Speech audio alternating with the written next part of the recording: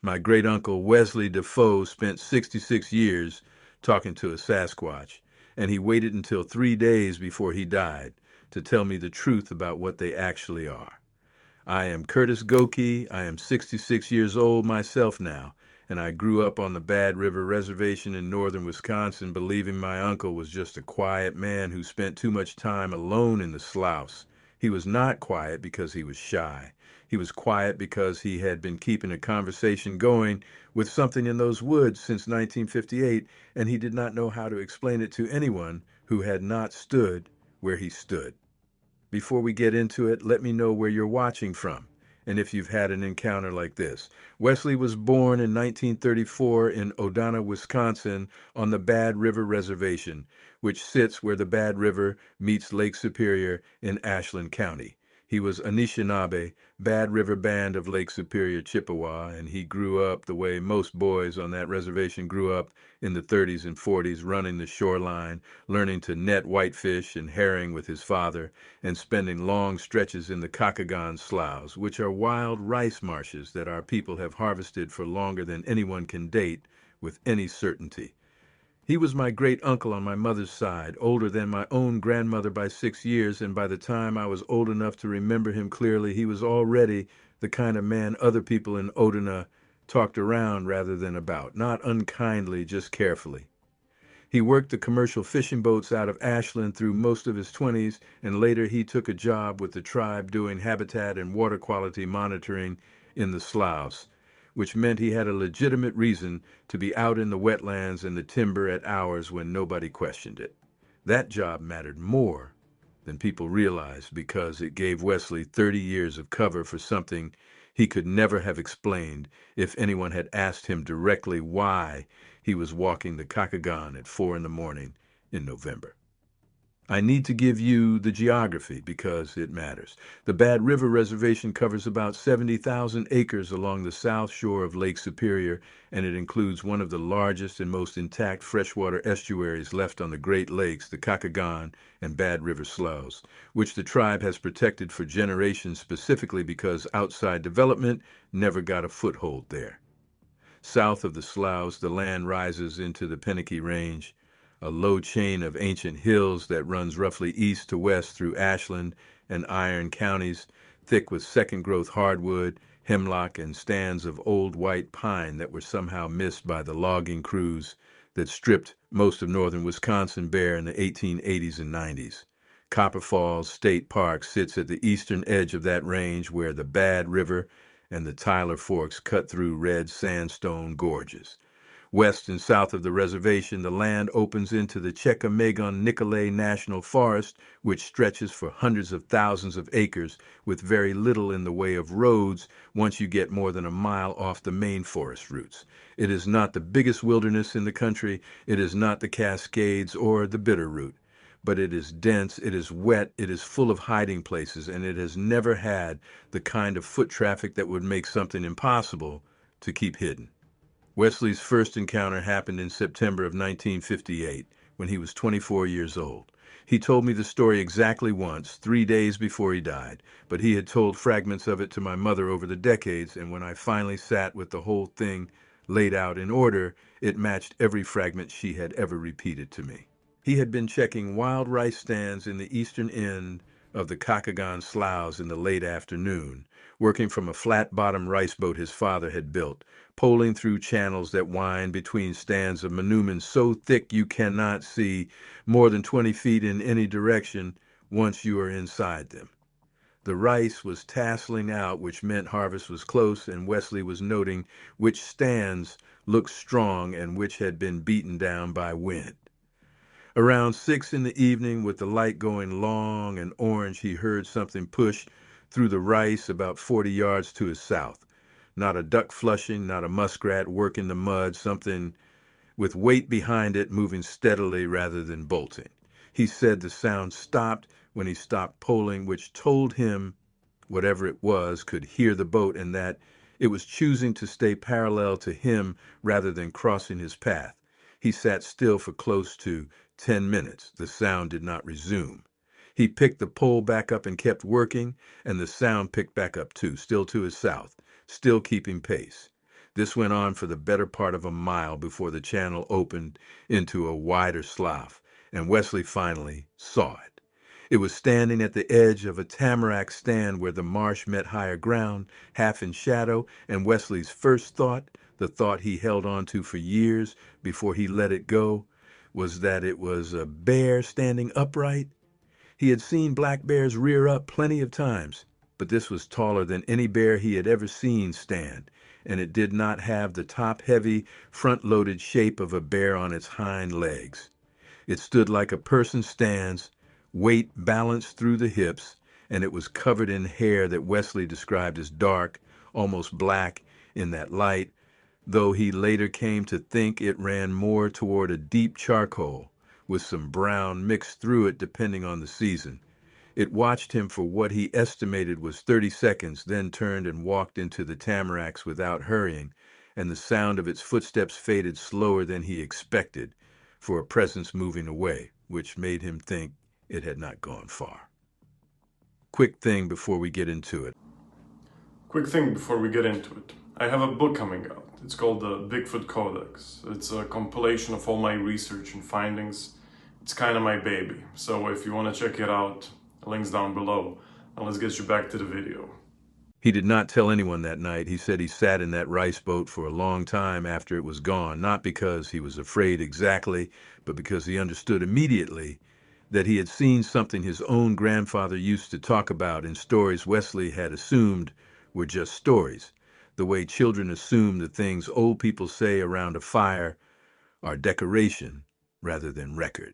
He told me the light drained out of the sloughs while he sat there, the orange going to a dull rose and then to the flat gray that settles over the marsh, right before the mosquitoes come up in earnest, and he did not swat at a single one. For the entire time he sat there,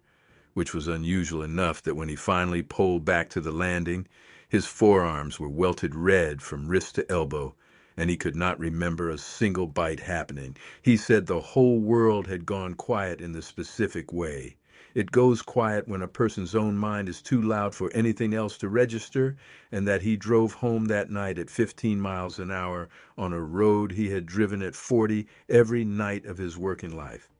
without noticing the difference until he pulled into his own drive and realized the engine was still in second gear. His grandfather, whose name was Ignatius Defoe, had told him as a boy about the Misaabe, the tall ones, the beings that our people have known about in this region for longer than there has been a written word for any of it. Ignatius had described them like you would describe a neighbor you do not visit often, but know is there, powerful, private, generally leaving people alone if people leave them alone.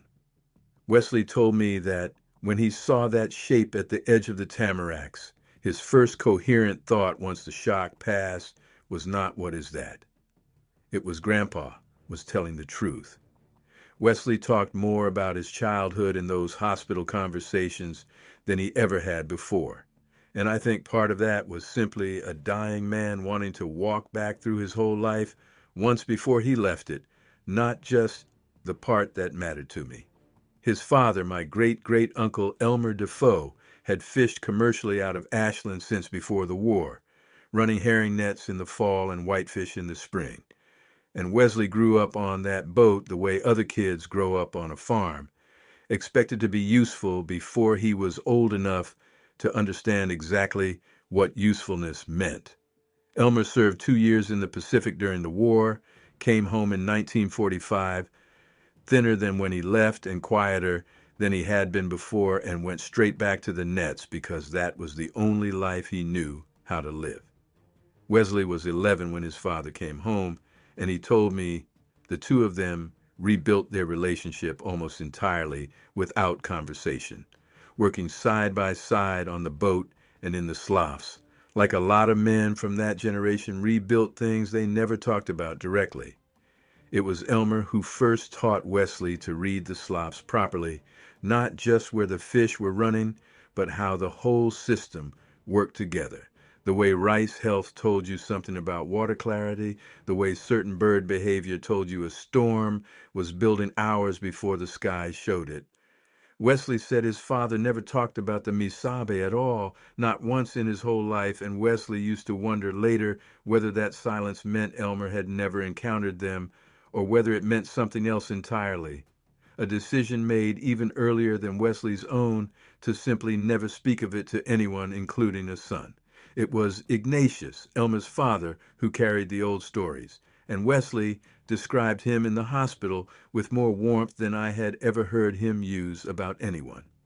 Ignatius was born sometime around 1868 by the family's best reconstruction since no one kept careful birth records on the reservation in that period, and he lived until 1961, which meant Wesley had him in his life until Wesley was 27 years old, well past the first sighting in 58. Ignatius spoke Ojibwe Moan as his first language and English only as a tool he used when he had to,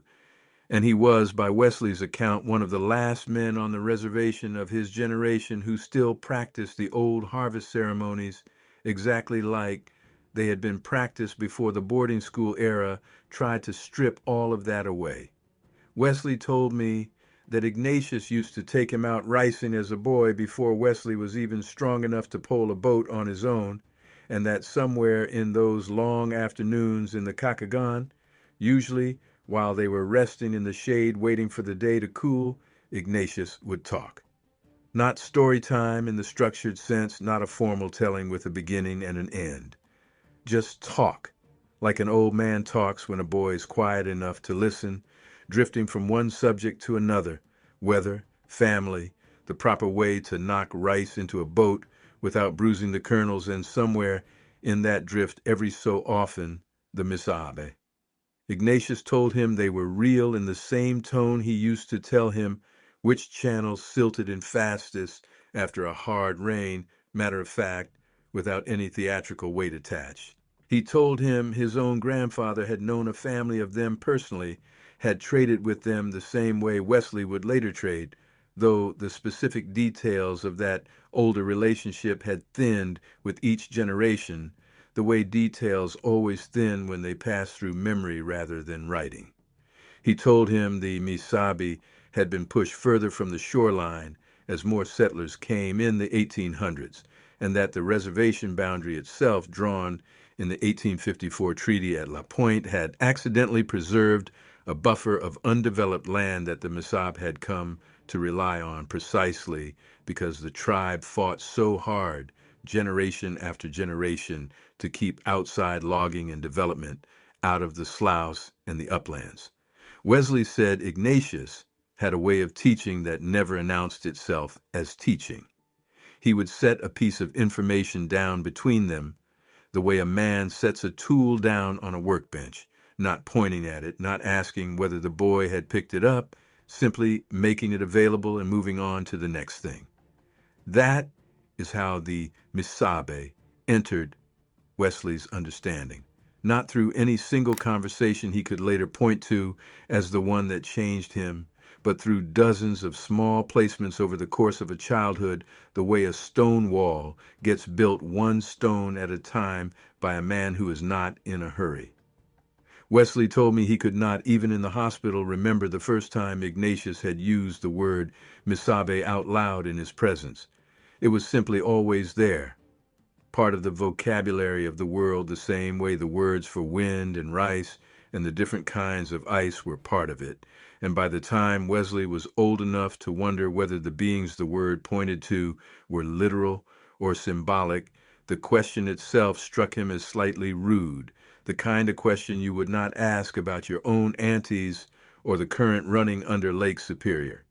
Wesley said that detail mattered to him more than almost anything else his grandfather ever told him. The idea that the tribe's own long fight to protect wild rice and clean water, a fight that had nothing to do with Bigfoot on its face, every treaty negotiation, every environmental battle, every refusal to sell timber rights, had also been protecting the last real home range of a family that could not fight those battles themselves. He said understanding that connection was what finally made the old stories feel less like folklore and more like an unbroken thread of stewardship that had been running underneath the tribe's public history the entire time, visible if you knew where to look and invisible if you did not. Ignatius died in the spring of 1961, 3 years after Wesley's first sighting, and Wesley never got the chance to tell him what he had seen in the tamaracks. He told me that was one of his only real regrets connected to the whole story, that he had spent 3 years sitting on the confirmation of everything his grandfather had told him, wanting to be certain before he brought it to Ignatius, and then Ignatius had a stroke in his sleep in March of that year and never woke up, and Wesley never got to say the words, "I saw one, Grandpa, you were right," out loud to the one person who would have understood exactly what those words meant without a single follow-up question. I asked him whether he regretted waiting. He said he did for years, but that somewhere in his 30s he made peace with it because he came to believe Ignatius had already known, like Wesley believed the female had known about his cancer decades later without being told, some older channel of understanding that ran beneath language entirely. He said maybe that was just a story he told himself to ease the guilt, and he said it did not matter anymore whether it was strictly true, because it had done its job of letting him keep going.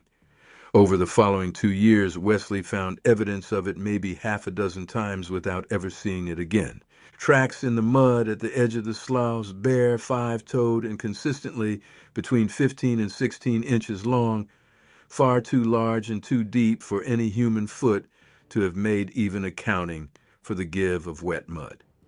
A game trail through a stand of alder that had been used enough to pack the ground bare, at a height and stride length that did not match deer, bear, or moose, none of which were common that far south in the Pennakees anyway. And twice in the winter a series of tree strikes, sections of dead standing timber that had been hit hard enough to snap, the wood fresh and pale where it broke, no axe marks, no chainsaw cuts, just blunt force applied high enough on the trunk that Wesley could not reach the break point standing on his toes. He kept working the sloughs. He kept his mouth shut. In 1960, he married a woman named Irene Wiggins, who was from Red Cliff originally but had family ties at Bad River, and by his own account, he told her almost nothing about what he had seen for the first 4 years of their marriage, not because he did not trust her, but because he did not yet trust his own account of it. Irene passed away in 2011, and by the time she died, she had heard most of the story, though Wesley told me she had experienced enough of it herself by then that she did not need convincing.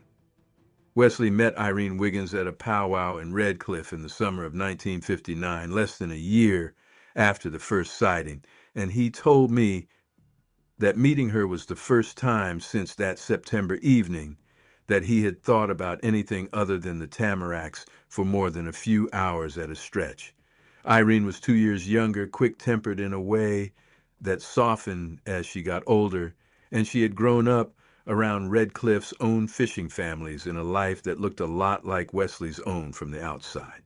They courted for the better part of a year, mostly at community gatherings and church suppers, since neither family had a car reliable enough for casual visiting between Red Cliff and Odana, and Wesley proposed to her in April of 1960 at the edge of the Frog Bay shoreline, though he told me the actual proposal was almost an afterthought, both of them having quietly assumed for months that marriage was where things were headed and simply needing to say it out loud to make it official. They married in June of 1960 at the Catholic Mission Church in Odana, which was where most reservation weddings happened in that period, regardless of how devout the families actually were, followed by a reception in the community hall with a potluck spread that Wesley remembered in more detail than almost any other single day of his life outside of what happened in the sloughs. He said close to 200 people came through that hall over the course of the afternoon and evening, and that Irene's uncle played fiddle until close to midnight, and that it was, by his own account, the last entirely uncomplicated day of joy he experienced before the weight of the secret really settled into his life.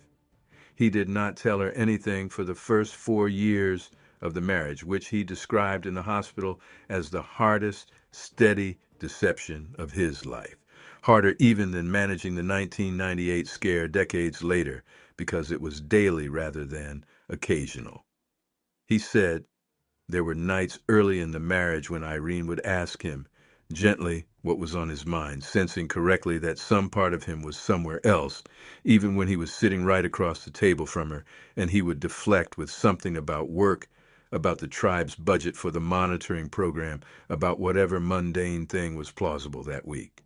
The dam broke as much as it ever broke in the fall of 1964. Right around the same period, the first successful exchange happened with the wild plums. Wesley told me he had come home that evening genuinely shaken in a way he had not been since the original sighting, not frightened exactly, but overwhelmed by the confirmation that whatever he had seen 6 years earlier was not only real, but capable of a kind of intentional reciprocal gesture that he had no framework for.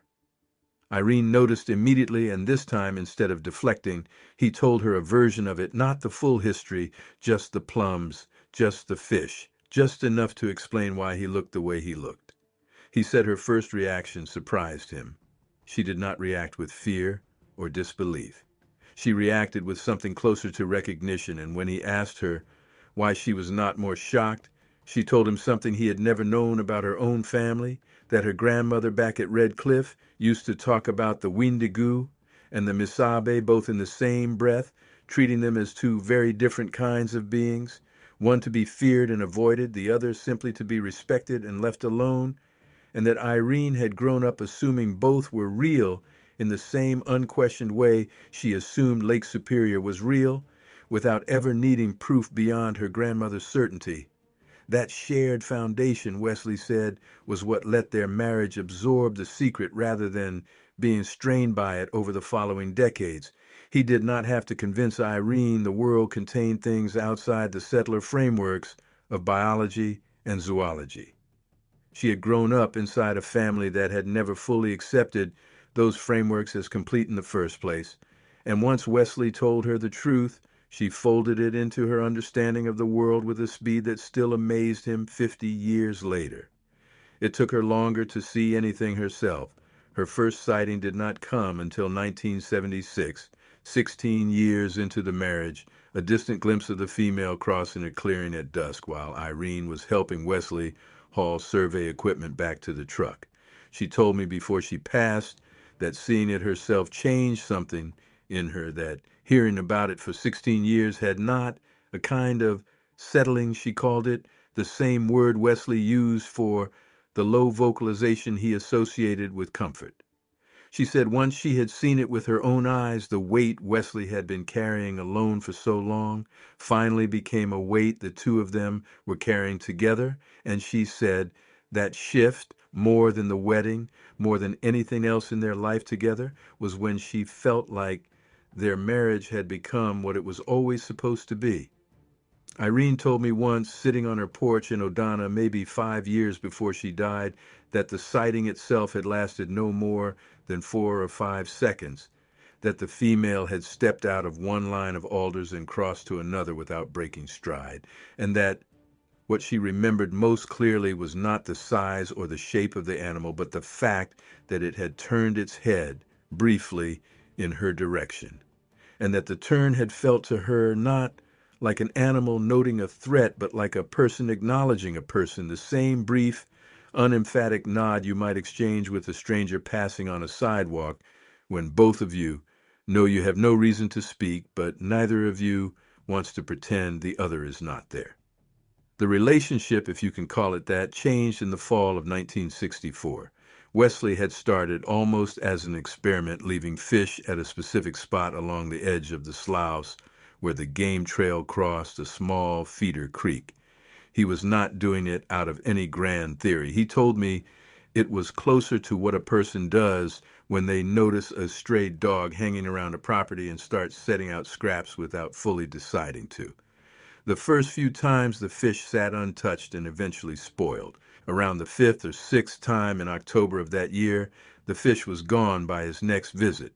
and in its place, set on a flat rock at the edge of the creek, was a cluster of wild plums, still firm, clearly picked rather than fallen, arranged in a small pile rather than scattered.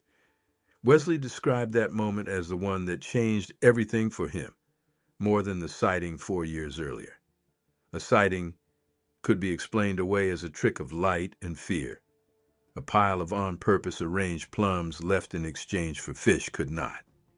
Something had understood the offering as an offering and had returned the gesture in kind, which meant something on the other end of that trade was thinking in terms of reciprocity, not instinct. I want to be careful here because I know how this part of the story tends to get told in a way that makes it sound like a fairy tale, gifts left on stumps, food exchanged in the dark, and I know that pattern shows up in a lot of these accounts, but Wesley was not sentimental about it. He treated it the way our people have always treated relationships with other beings on this land, plants, animals, water, ice. You do not romanticize the relationship. You maintain it carefully with respect, and you understand there are obligations that go both ways. The exchanges continued through the mid-60s, roughly every 10 days to 2 weeks, depending on the season, more frequent in the fall when the rice and fish were plentiful and Wesley had more to give, less frequent in deep winter when travel into the sloughs was harder for both of them. He began to recognize patterns. If he left something and did not return for 3 weeks or more, the next exchange point would often be moved slightly, as though whatever was on the other end had grown impatient waiting and had repositioned to a spot with better visibility of the trail Wesley usually took in. If he left more than the being seemed to need, sometimes wild rice mixed in with fish, the surplus was occasionally left untouched, which told him the exchanges were not simply about maximizing food intake. There was a rhythm to it, a courtesy that Wesley came to respect like he respected the rhythm of the rice harvest itself. He saw it clearly again in January of 1967 during a hard, cold snap when the temperature had not climbed above zero for the better part of a week. He had gone out to check on an exchange point despite the cold because he was worried the thing might be struggling to find food with the ground frozen and the sloughs locked under ice. He came around a stand of black spruce and found it standing perhaps 20 feet away at the edge of the trail, not moving, watching him like you watch someone crossing a room toward you when you are deciding whether to say something. In full daylight, at that distance, Wesley finally got a real look at it. He said it stood somewhere between 7.5 and 8 feet tall, though he admitted height is hard to judge accurately in snow when there is nothing else nearby to compare against. Its hair was longer than he remembered from the first sighting, dense enough to shed the cold dark through the body, with some silvering visible around the shoulders and along the forearms, which Wesley later came to associate with age, the same way a person's hair grays. Its face was broad, with a heavy brow shelf that shadowed the eyes and a jaw that was wide but not undershot. The eyes themselves, Wesley said, were what stayed with him, dark, deep-set, and clearly following his movements like a person's eyes follow another person's movements, not the flat, disinterested tracking of a deer watching a car pass. They stood there for close to 2 minutes without either of them moving. Then Wesley did something he had thought about doing for years without ever having the nerve. He set the fish bundle down slowly, stepped back 3 paces, and sat down in the snow, cross-legged, the way his grandfather Ignatius used to sit when he wanted to signal to a dog or a horse that he was not a threat. He said it was the only thing he could think to do that communicated something without language.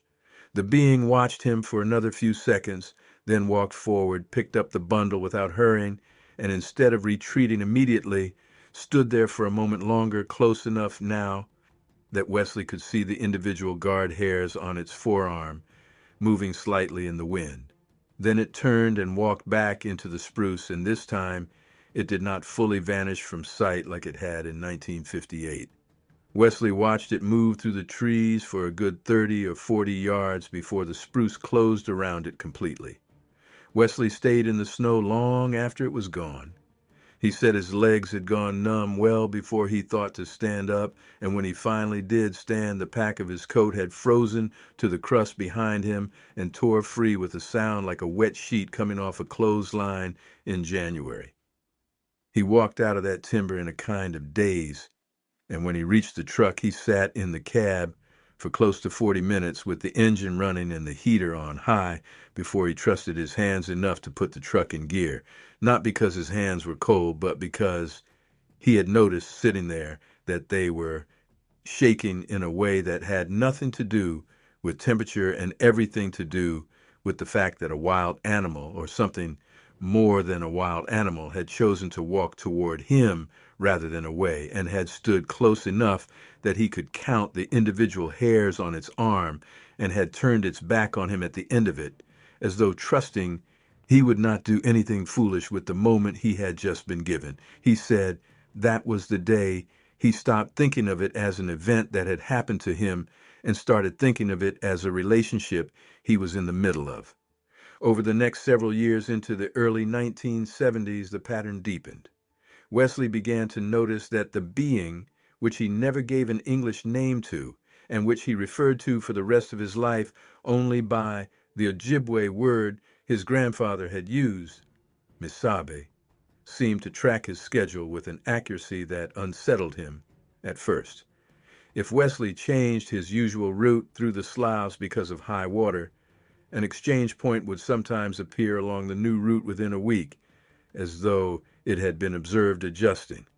If Wesley was gone for an extended period, once for 6 weeks in 1969, when he traveled to Minneapolis for a cousin's wedding and to help with some tribal business, he came back to find that the marker stones at two of his regular exchange points had been moved, stacked in small intentional cairns rather than left flat, which he interpreted, and I think reasonably, as some kind of signal, though he was honest that he could never be fully certain what it meant.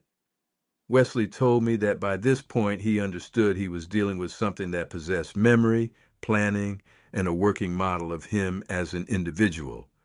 not just a source of food. That recognition changed how he behaved around it permanently.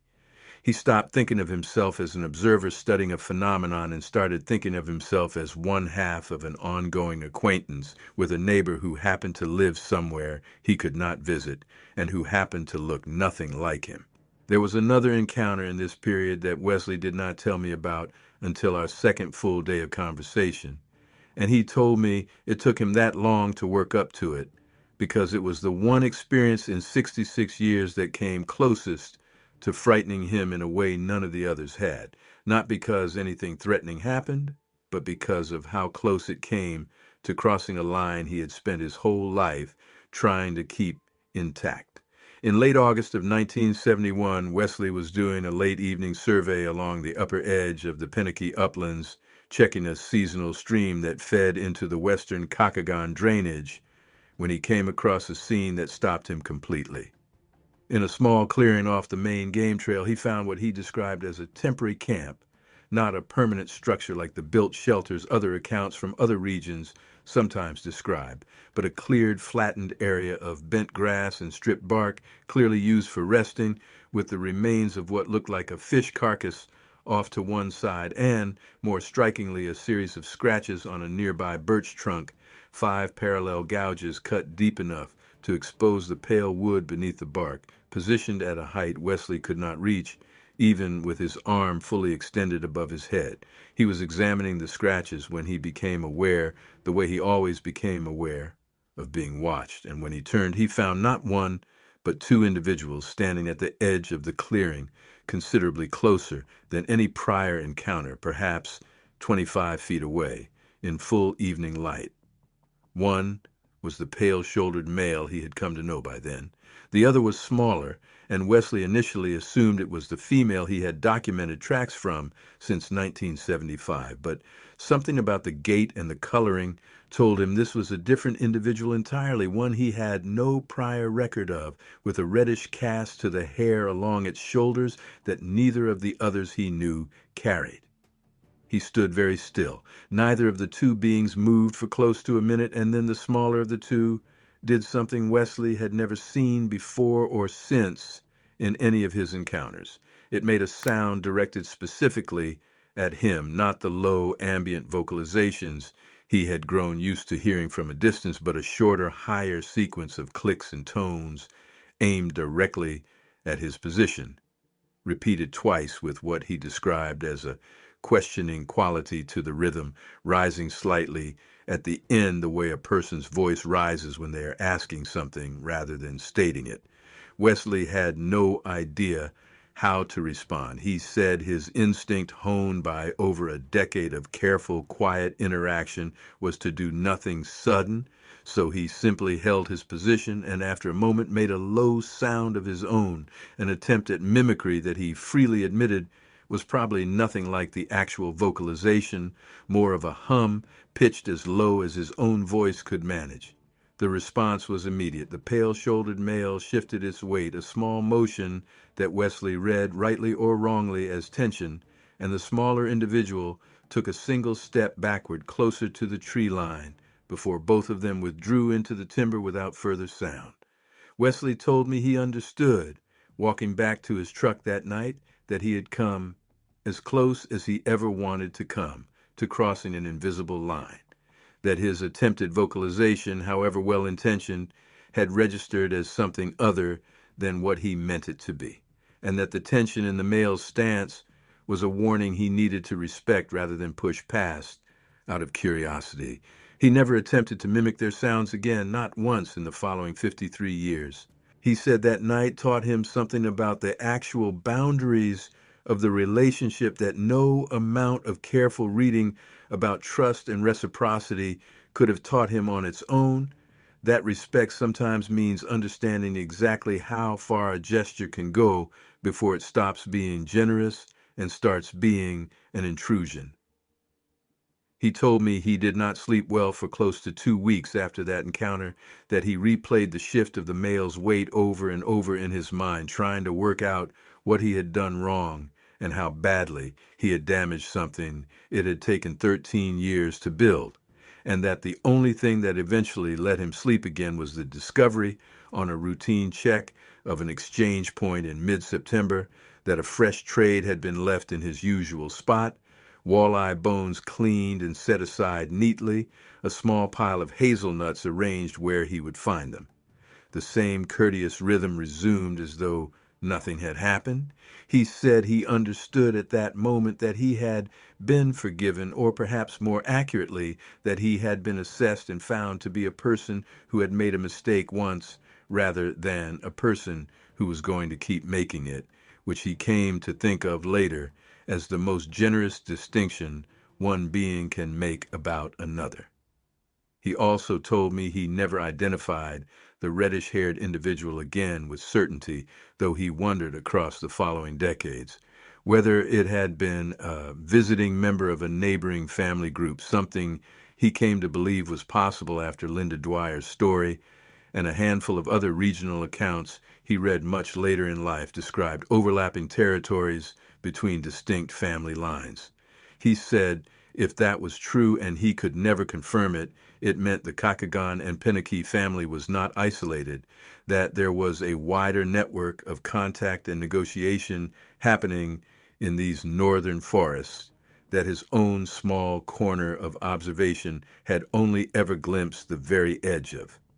In 1973, Wesley's habitat monitoring job with the tribe formalized, and he was given a truck, a small stipend, and an actual mandate to survey water quality and wild rice conditions across both the sloughs and portions of the Penakee uplands where seasonal streams fed into the watershed.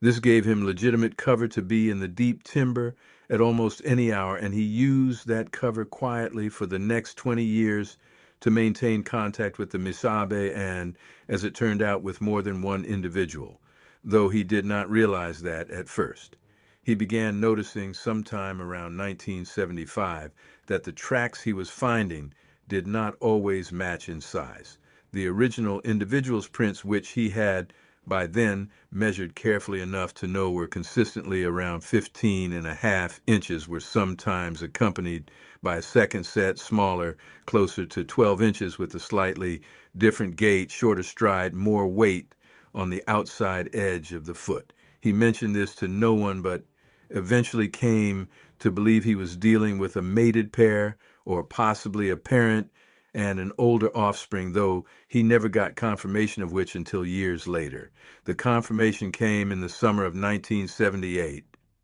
Wesley was doing a rice stand survey deep in the eastern Kakagon on a warm July evening, and as he came around a bend in a channel he had poled 1,000 times, he found 3 individuals standing at the edge of a stand of wild rice roughly 60 yards off in daylight, not hiding, which had never happened before. The large one he recognized immediately by a distinctive pale patch of hair along the left shoulder that he had noted on prior sightings. Beside it stood a smaller individual, clearly female based on build and the presence of a visible mammary ridge beneath the body hair, which Wesley described in plain, clinical terms rather than anything sensational, like a wildlife technician would note a distinguishing feature in a field log. And between them, considerably smaller, perhaps 5.5 feet tall, stood a third individual that Wesley immediately understood was a juvenile. He did not approach. He sat still in the boat, and the three of them watched him for close to a minute before the female and the juvenile withdrew into the rice, moving with a fluid quiet that displaced almost no vegetation, while the large male stayed at the edge a moment longer, watching Wesley like Wesley imagined a father watches a stranger near his family, assessing rather than threatening before it too withdrew. That sighting told Wesley something he had suspected but never confirmed, that he was not maintaining a relationship with a single transient individual passing through the sloughs, but with a family group that considered this stretch of the Kakagon and the adjoining Pennaky uplands home territory, likely for generations before Wesley was ever born, which meant his grandfather Ignatius and possibly his grandfather's own parents had likely known of this same family line or its ancestors, and the stories Wesley grew up dismissing as decoration were, in fact, an oral record stretching back further than anyone in his family could reliably date. I have to pause here and tell you something about how Wesley approached documenting all of this, because it matters for what comes later in the story. Wesley was not a scientist by training, but he was exact by temperament, the kind of man who kept detailed field notebooks for his water quality work because the tribe's monitoring program required it, and he applied that same rigor quietly to his observations of the Misaabe family. He kept a second notebook, separate from his official tribal records, where he logged dates, weather conditions, track measurements, exchange point locations, and behavioral notes in a shorthand only he could fully interpret. That notebook existed for over 50 years. I did not know it existed until the week Wesley died. I will get to what happened to it. By the early 1980s, Wesley had become, in his own quiet way, an expert on this family's habits, without ever telling another living person what he knew, aside from Irene, who by then had seen enough herself, 2 clear sightings of her own in 1976 and 1981, that she no longer needed convincing and had become, in her own way, a partner in maintaining the relationship. She began contributing to the exchanges herself, corn from her garden in late summer, dried venison in winter, and she told me once, years before Wesley's final confession, that she felt more at peace walking the sloughs with Wesley than she had ever felt anywhere else in her life, because she said it was the only place she had ever been where she felt watched over rather than watched. Wesley's job with the tribe also put him in an unusual position starting in the mid-1980s, when the Bad River Band began fighting a series of environmental battles that would come to define the tribe's relationship with the outside world for the next 4 decades. In 1985, a company began pursuing sulfide mining exploration in the Pennaky Range, in the same uplands where Wesley did much of his surveying, and where several of his exchange points and sighting locations were concentrated. The tribe opposed the exploration on water quality grounds, citing the risk that acid mine drainage would poison the watershed feeding directly into the Kakagon Sloughs, one of the last major undeveloped freshwater estuaries on the Great Lakes. Wesley was on the tribal side of that fight from the beginning, and while his public testimony to the county and later to state regulators focused entirely on hydrology, sediment transport, and wild rice viability, all of which he understood cold from 30 years of field work, he told me privately decades later that part of what drove his intensity on that issue was the certain knowledge that exploratory drilling and road building in those uplands would tear directly through territory his family, in the broadest sense of that word, had occupied for longer than anyone could prove on paper. That mining fight dragged on in various forms for almost 30 years, resurfacing again in the early 2010s with a different company and a different proposal, and each time Wesley found himself in the strange position of fighting a public battle over land and water using every scientific and legal tool available to the tribe, while privately knowing the real stakes included a presence no court or regulatory board would ever accept as evidence. He told me that during the worst years of that fight in the early 2010s, when the mining company had survey crews and geologists moving through the Pinnakees on a fairly regular basis, the exchange points went quiet for the better part of 2 years. The family had pulled back deeper into terrain the surveyors were not covering, and Wesley did not blame them. He said if he had been in their position, he would have done exactly the same thing. The mining proposal was ultimately withdrawn in 2013 after steady tribal opposition, a change in state mining law that raised the bar for approval, and falling iron ore prices that made the project less attractive to the company pursuing it. Wesley told me that within about 8 months of the exploration crews pulling out permanently, the exchange points became active again, and in the fall of 2014, he had his last clear daylight sighting of the original male, the one with the pale shoulder patch, now visibly grayer through the face and moving with what Wesley described as a stiffness in the left hip that had not been there before. He estimated the animal, if you want to use that word, though Wesley never did, to be somewhere in its 60s or older by that point, based on nothing more scientific than the aging pattern he had watched unfold over 5 decades of direct observation. The mining fight deserves more detail than I gave it earlier because Wesley talked about it at length, and because it shaped so much of how he balanced his public tribal role against his private obligation to the family in the sloughs. The company that first pursued exploration rights in the Pinnaque Range in 1985 was targeting a massive iron and copper sulfide deposit that ran along the range for close to 22 miles, and the geology reports that eventually became public described reserves large enough to support decades of open pit mining. For the Bad River Band, the danger was not abstract. Sulfide ore, when exposed to air and water through blasting and excavation, generates sulfuric acid runoff, and the entire Pinnaque Range drains north through a network of creeks directly into the Bad River and from there into the Kakagon Sloughs before reaching Lake Superior.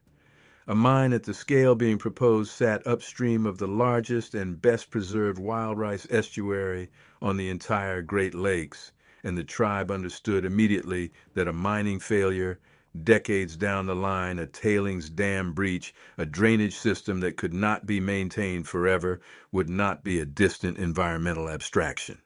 It would poison the exact water system the tribe had protected since before Wisconsin was a state. Wesley testified twice during that first round of opposition, once before the Ashland County Board and once in 1987 before a state legislative committee holding hearings on proposed changes to Wisconsin's mining regulations. He told me he spent weeks preparing for that second testimony, going through 15 years of his own water quality data, comparing baseline sediment and pH readings from the early 1970s against more recent samples, building a case grounded entirely in numbers rather than sentiment because he understood that sentiment would not move a room full of legislators the way hard measurement would. He remembered the hearing room in Madison clearly, the fluorescent lighting, the long table where committee members sat with name placards in front of them, the mining company's own hydrologist testifying just before him with a set of projections Wesley considered optimistic to the point of dishonesty. When his turn came, he laid out 15 years of data showing how sensitive the wild rice beds were to even small shifts in water chemistry, describing die-offs he had personally documented after a much smaller upstream disturbance in the late 1970s caused by an unrelated logging road culvert failure. He told the committee that a sulfide mine operating for 20 or 30 years followed by a containment system that would need to function essentially forever represented a risk the tribe could not accept on behalf of a resource that had steadied their people for longer than the state of Wisconsin had existed. He did not mention, of course, the other reason that mine terrified him, the reason he could never put into any hearing transcript that the proposed pit and its access roads would have cut directly through the upland territory where he had spent 30 years building trust with a family that had no legal standing, no advocate, no voice in any hearing room anywhere. He told me that during his testimony standing at that podium in Madison, some part of his mind was running a second, silent calculation the whole time, not just what this mine would do to the rice, but what it would do to the two adults and the juvenile he had watched grow across the previous decade, whether they would retreat far enough north or west to survive the disruption, whether the retreat itself would fracture a territory relationship that might have taken generations to establish in the first place. The 1980s fight ultimately stalled the initial exploration permits through a combination of tribal legal action, steady public opposition from environmental groups across the state, and a shift in the economics of iron mining that made the project less attractive by the early 1990s. Wesley told me those were some of the only years in his adult life where he felt something close to relief regarding the uplands, a sense that the immediate threat had passed, even though he understood correctly, as it turned out, that a project with that much ore in the ground would eventually resurface under a different company with a different set of investors once market conditions shifted again. Within the reservation itself, Wesley's role in that fight, combined with his decades of quiet, competent field work, gave him a standing in the community that went beyond his formal job title. Younger tribal members, including two of the technicians he eventually trained and supervised, described him to me after his death as someone who never sought attention, but who people naturally deferred to on anything involving the sloughs, the uplands, or the tribe's water. Nobody in that community, aside from Irene and later me, ever knew the actual depth of what that deference was protecting. They simply knew Wesley Defoe understood that land better than anyone alive, and they were right, though not for the reason most of them assumed. By the time I was in my 20s in the late 1970s and into the 80s, I knew my great-uncle Wesley as a man who worked for the tribe doing something with water and rice, who was married to my great-aunt Irene and who spent an unusual amount of time alone in the sloughs and the uplands for reasons nobody in the family questioned too closely because that was simply understood to be Wesley's way. He came to family gatherings. He was warm with children, patient in a way that a lot of the older men in our family were not. But there was a part of him that was always somewhere else. And as a kid, I assumed that was just what happened to men who spent their working lives outdoors. I did not learn the truth until I was 66 years old, sitting beside his hospital bed in Ashland in the last week of his life, and what he told me in those final days rearranged everything I thought I understood about my own family, about the land I grew up on, and about what my grandfather's grandfather had actually been trying to tell us all along. There was one period in the fall of 1998 when the entire arrangement nearly came apart, and Wesley told me about it in more detail than almost anything else because he said it was the closest he ever came to losing the trust he had spent 40 years building. A bow hunter named Harvey Nelson, who leased hunting rights on a private parcel bordering the eastern edge of the reservation near the Pennaquis uplands, came out of the woods on a cold October morning talking about tracks he had found along a drainage he used every year for early archery season. He described them to a group of men at the gas station in Mellon like you would describe something that had rattled you and that you needed to say out loud to make feel smaller. 15, 16 inches long, he kept saying, 5 toes, no claw marks, sunk 2 inches into ground that had barely thawed that morning. He had followed the trail for maybe 80 yards before he lost his nerve and turned back to his truck. Word moved through Ashland County the way word always moves through a small county, fast, and warped a little more with every retelling. Within a week, there were at least 3 different versions circulating. One where Nelson had seen the thing itself standing at 40 yards, one where his hunting dog had refused to leave the truck, one where he had found a kill site with bones scattered in a pattern no wolf or bear would leave.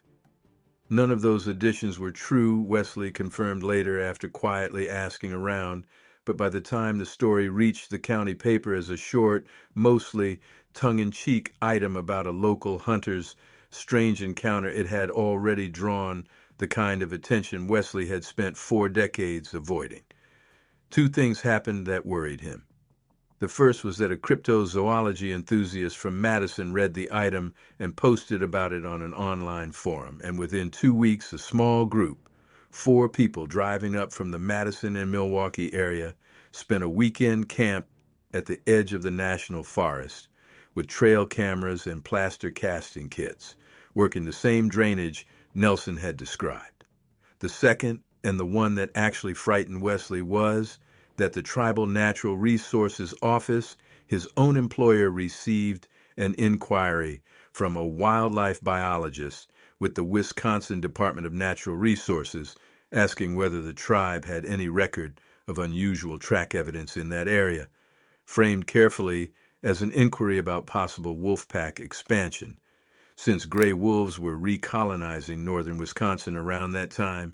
and large canid tracks were sometimes misidentified by hunters unfamiliar with wolf sign. Wesley was asked in his official capacity to go out and assess the tracks Nelson had found and provide a professional opinion for the tribe's file, precisely because he was the most experienced field technician on staff and precisely because his opinion would carry weight with the state agency asking the question. It put him in an impossible position.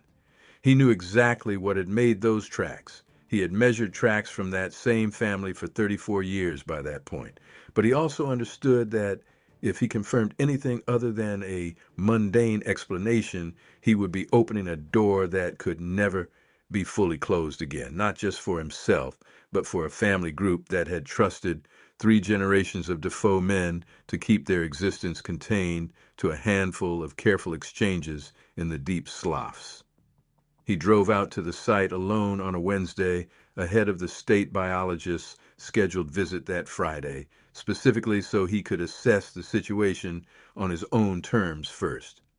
He told me that drive was the longest 20 minutes of his working life, that he took the county road at 15 under the limit the whole way out, not because he was in any hurry to arrive, but because he was working out, mile by mile, exactly what he was going to write in that report if the tracks turned out to be as clear as Nelson had described them. He said he had known, gripping the wheel with both hands on that empty county road, that whatever he wrote in that document was going to determine whether 40 years of quiet stewardship survived the next month, and that he had not felt anything like that weight since the war years, watching his father come home a different man than the one who had left.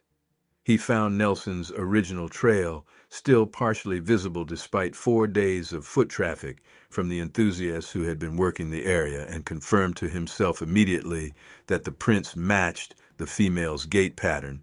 the one with more weight on the outside edge of the foot that he had been tracking since the mid-70s. He also found about half a mile further up the drainage a second, fresher set of prints crossing the original trail almost at a right angle, which told him The family had noticed the increased human traffic and was actively working to draw attention away from wherever they were, actually denning that season, cutting a decoy trail through open, easily found ground, while presumably staying well clear of it themselves.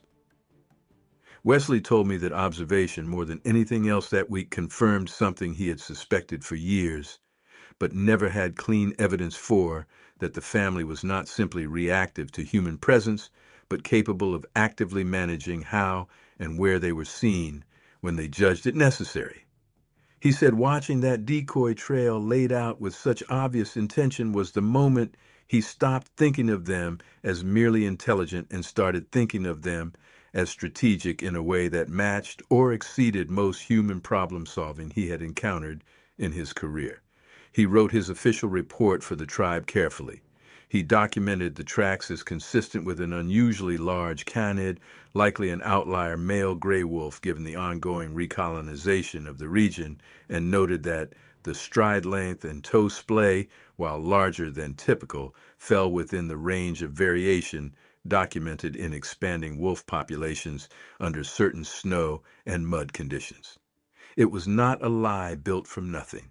Wolf recolonization was real. Wolves in that region were producing larger and more variable track sets than biologists in the lower Midwest were used to interpreting, and Wesley leaned on that genuine scientific uncertainty to give the state biologists a professionally defensible explanation that closed the file without drawing further scrutiny. The Department of Natural Resources biologist accepted the assessment, filed it as a probable wolf sign report, and the inquiry ended there. The enthusiasts from Madison left after their weekend without finding anything conclusive, discouraged by 4 days of rain that washed out most of the remaining sign, and the story faded out of the local paper within a month, replaced by other news the way small county stories always are. But Wesley told me that fall was the first time in his life he understood, viscerally rather than theoretically, how fragile the whole arrangement actually was. One curious hunter, one slow news week, one biologist with a slightly different set of assumptions, and 40 years of careful, quiet trust could have unraveled into exactly the kind of exposure Ignatius had warned him about on his own deathbed decades earlier. He told me that after the 1998 scare, he changed how he approached the exchange points permanently. He varied his routes more on purpose, sometimes taking a longer path, and specifically to avoid establishing a pattern that a determined observer could map. He stopped keeping any written directions at all for close to 2 years, relying purely on memory until he judged the attention had fully faded and it was safe to resume the notebook. And he began for the first time actively watching for other hunters and hikers in the area during rifle season and early archery season, not out of any formal duty, but because he had come to feel a personal responsibility for managing the boundary between his family's territory and the human world that used the same forest for entirely different reasons. That responsibility weighed on him more than he let on, even to Irene, through much of the 2000s. He described the 2001 hunting season specifically as one of the hardest stretches of his life, because a young man from Ashland out on his first solo deer hunt wandered off a marked trail close enough to one of the older exchange points that Wesley spent 3 full days finding excuses to be in that stretch of woods, watching from a distance, ready to intervene if the young man got too close to something he was not prepared to understand. Nothing happened. The young man got his deer a mile away and never came near the area again. But Wesley told me he did not sleep well for most of that week, carrying a kind of vigilance that most people never have to carry for anyone outside their own immediate family, let alone for a family that was not, by any official definition, even considered to exist. A second scare came in the summer of 2009, smaller in scope than the '98 incident, but different in character, because this time the threat was not a curious local hunter, but a professional television crew working on a cable documentary series about unexplained phenomena in the upper Midwest. Wesley found out about it almost by accident through a tribal council meeting where the Natural Resources Department discussed a location filming request from a production company based out of Minneapolis. The company wanted permission to film segments in the Kakagon sloughs in the adjoining National Forest land for an episode focused loosely on regional folklore, and their proposal specifically referenced the Ojibwe Misabe stories as one of several legends they intended to explore alongside a segment on Lake Superior shipwreck ghost stories and another on a reputedly haunted lighthouse near Bayfield. The tribe's Natural Resources Department was, by policy, cautious about any commercial filming requests that involved sensitive habitat, and Wesley, still working part-time as a consultant even after his official retirement was still years away at that point, was asked to review the proposal and offer a recommendation on environmental grounds. He told me it was one of the strangest professional assignments of his life, being asked in an official capacity to evaluate the environmental impact of a film crew that wanted to go looking, even half seriously, for the actual family he had spent decades protecting. He recommended denial, and he was careful in the hospital to walk me through exactly how he built that recommendation so it would hold up on paper without revealing anything true.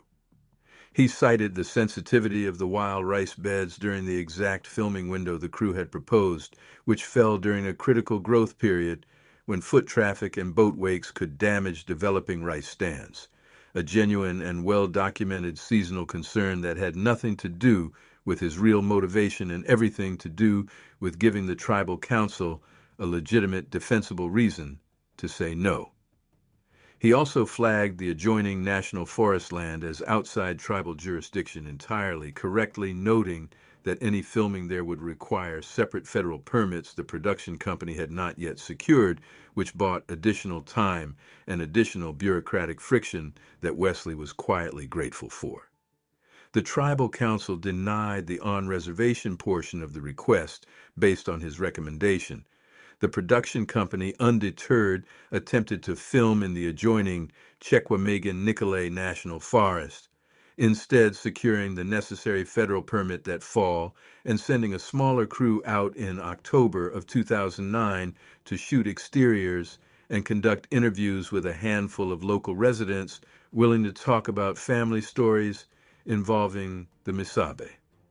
Wesley told me he spent that entire week. The crew was in the area doing what he called quiet reconnaissance, driving the forest roads at hours when he knew the crew was likely to be out, noting where their vehicles were parked, getting a sense of how far into the timber they were actually walking versus how far they were claiming to walk in their own promotional materials. He said the crew, to his considerable relief, behaved exactly the way most film crews behave in unfamiliar wilderness, sticking close to established trails, filming dramatic-looking but ultimately shallow forest scenes within a few hundred yards of any road, and packing up well before dark out of simple practical caution rather than any genuine wilderness competence. The episode aired the following spring, a 44-minute program that spent perhaps 6 minutes on the Bad River material, featuring an interview with a tribal elder who spoke about the old stories in general cultural terms, without ever approaching the specific detail Ignatius had once shared with the young Wesley. Footage of a production assistant walking a well-marked interpretive trail near Copper Falls State Park, narrating breathlessly about strange sounds that Wesley recognized when he finally watched a recording a cousin had made, as almost certainly nothing more than a barred owl calling from somewhere off camera. He told me watching that episode was one of the strangest experiences of his life, sitting in his own living room watching strangers perform fear and wonder about something he had spent half a century quietly, carefully, actually living alongside, reducing 60 years of accumulated trust into 6 minutes of stock footage and dramatic narration that got almost everything wrong, and in getting it wrong accidentally protected the one thing that mattered most. He said he never felt more strongly that Ignatius had been right about the forgetting being a form of protection than he did watching that broadcast, understanding that as long as the outside world kept mistaking the truth for entertainment, the actual family in the actual sloughs remained exactly as safe as they had always been. I asked him during one of our conversations in that hospital room whether he ever resented the weight of it 66 years of watching, protecting, managing a secret that he could never set down even for a single season. He thought about that question longer than he thought about almost anything else I asked him that week. Then he said that resentment was the wrong word because resentment implies you would rather be free of the thing. And he said he had never once in 66 years wanted to be free of it. He said the weight was real, but it was the kind of weight a person is grateful to carry, the same way a parent is grateful for the weight of a child, even on the hardest nights, because the alternative, a life without that weight at all, would have been lighter and immeasurably smaller. He also told me something about his own marriage that reframed a lot of what I thought I understood about Wesley and Irene growing up. I had always known them as a quiet, steady couple, affectionate in an understated way, without children of their own, which as a kid I had simply accepted without asking why. Wesley told me in that hospital room that he and Irene had made an intentional decision early in their marriage not to have children, specifically because of the relationship he was maintaining in the sloughs. He said he could not reconcile the risk of raising a curious child in a household so close to that boundary, a child who might follow him into the marsh one day without understanding what they were walking toward, or who might, in the ordinary carelessness of childhood, say something to a friend at school that could not be taken back. He said Irene understood and agreed with the decision within their first year of marriage once she had seen enough herself to understand what was actually at stake, and that the absence of children in their lives was never a sorrow between them so much as a boundary. They had both chosen to protect something larger than themselves. That admission is the part of Wesley's story that has stayed with me the longest, longer even than the sightings themselves, because it meant that the entire relationship, the family group in the Kakagan and the Peneke uplands, had shaped not just Wesley's working life, but the basic architecture of his marriage, his choices about family, the entire shape of the 66 years he spent on this earth. And it meant that when he chose me in that hospital bed to be the one who carried it forward, he was not simply handing me a story, he was handing me the same kind of weight that had shaped his entire adult life, and trusting that I would carry it with the same seriousness he had. I did not take that lightly. I still do not. The 1980s and 90s settled into a rhythm that Wesley described almost fondly once he finally let himself talk about it. He was in his prime working years. The tribe's monitoring program had grown to include 2 younger technicians he trained and supervised, and he used that seniority carefully, always taking the eastern, Kakagan, and Peneke upland routes himself, always finding reasons why those particular survey days needed to be his alone. His younger colleagues assumed he simply liked the solitude. He let them assume that. He told me that through those 2 decades, the exchanges evolved into something closer to a wordless correspondence than a simple trade. He began leaving small tools alongside food, a whetstone once, a coil of braided sinew cordage another time, curious what would happen, and more often than not, within a few visits, something would appear that suggested the item had been used. A stone with fresh scrape marks, a length of cordage frayed at one end the way rope frays from work rather than decay. In 1989, he left a single steel fishhook, unbaited out of pure curiosity, and it sat untouched at the exchange point for over 3 months before finally disappearing, which Wesley interpreted as a long period of consideration before whatever intelligence was assessing it decided the object was either useless or unwanted, since nothing was left in trade for it that time. The only exchange in over 2 decades where the balance was not returned.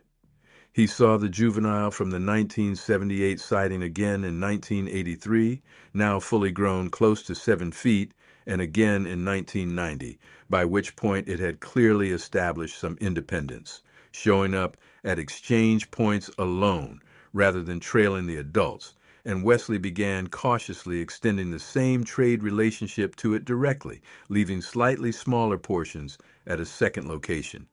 He set up nearer a stand of second-growth maple where he had first seen it traveling on its own. By the mid-90s, he believed he was maintaining relationships separately with at least 3 individuals across 2 generations of the same family line, though he was always careful to say he could not be fully certain how the group's internal structure worked, only that his own observations were consistent enough over enough years to support that interpretation.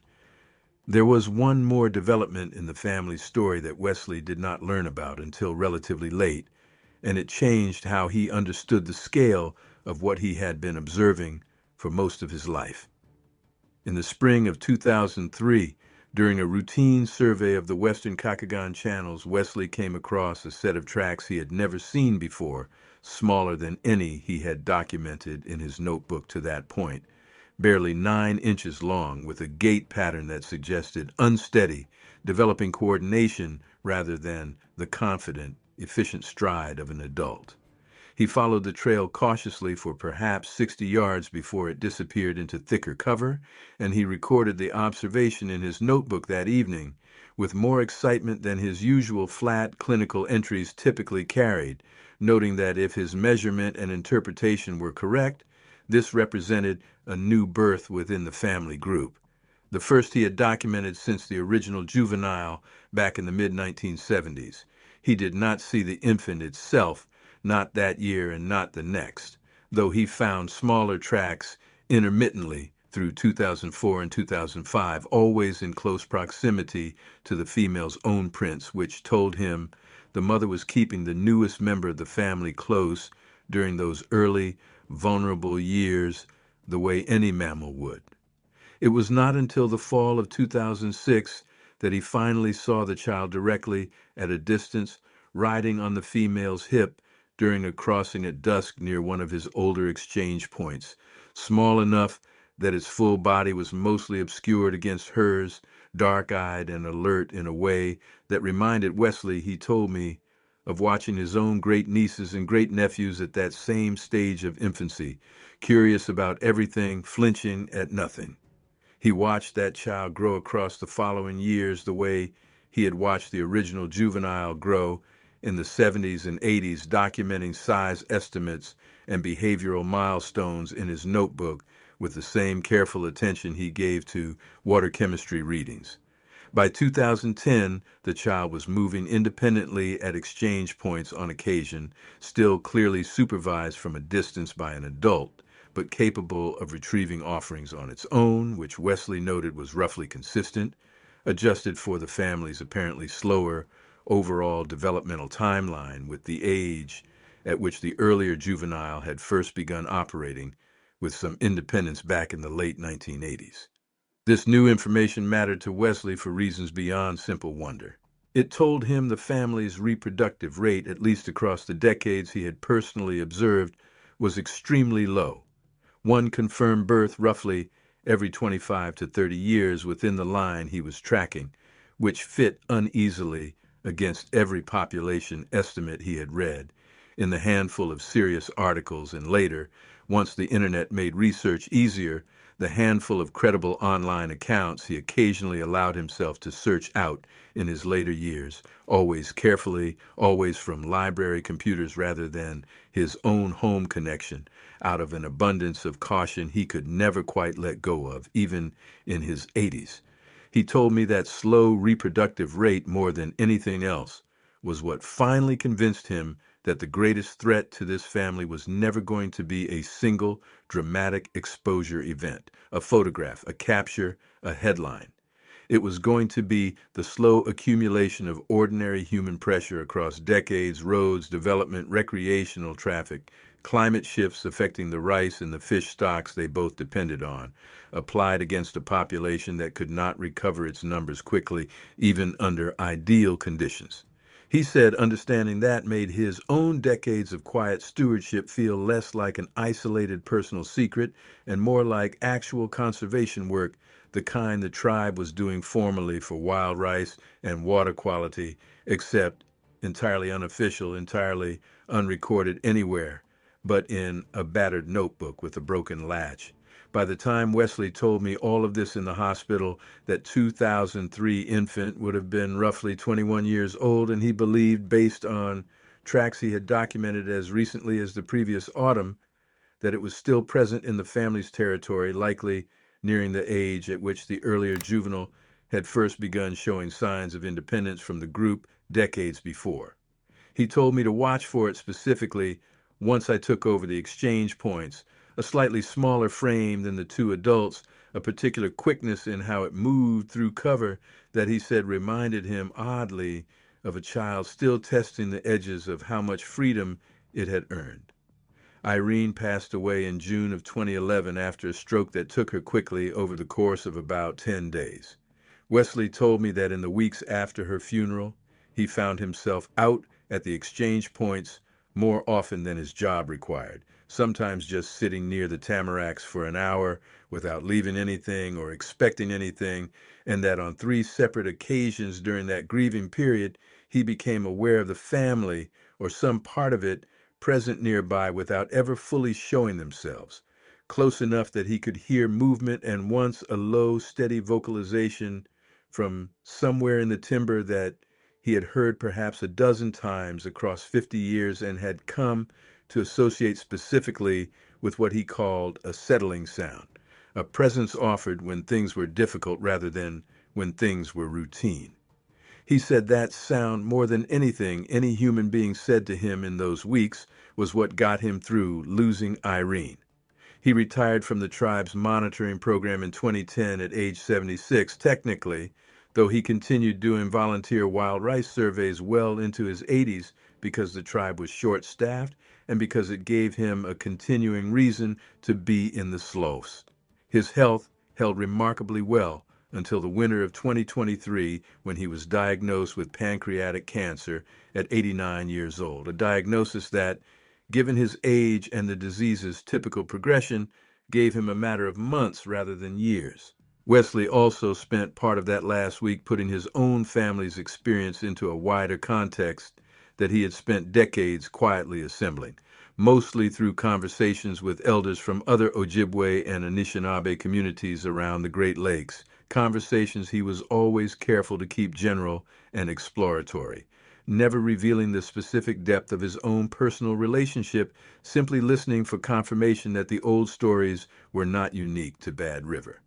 He told me that in the course of his work with the tribe, which occasionally brought him into contact with natural resource staff from other bands, Red Cliff, La Courte Oreille, Lac du Flambeau, and further afield through wild rice restoration conferences that drew Anishinaabe communities from Minnesota and Ontario, as well as Wisconsin, he had over the decades carefully steered conversations toward the old stories whenever the setting allowed for it, usually late in the evening after the formal sessions ended over coffee or around a fire when people were more inclined to talk about things that did not fit neatly into a conference agenda. What he found consistently was that the Misa Abe stories were not isolated to Bad River. Elders from La Courte Oreilles described very similar accounts tied to the Chippewa flowage and the deep timber south of Hayward. A woman from a Minnesota band near the Boundary Waters told him at a conference in the late 1990s about her own grandfather's stories involving beings that left food exchanges at the edge of trapping territory, details close enough to Wesley's own experience that he told me he had to leave the conversation early to keep his composure. An elder from a community near Lake Nipigon in Ontario described stories using a related but slightly different term, closer to we indigo in some tellings but distinct from the more dangerous, cannibalistic we indigo figure that shows up throughout Anishinaabe oral tradition as a cautionary being rather than a neighbor. Wesley was careful, and he wanted me to be careful too, about not collapsing all of these regional accounts into a single simple narrative. He said the stories varied enough in detail, in temperament, in the described relationship between the beings and the people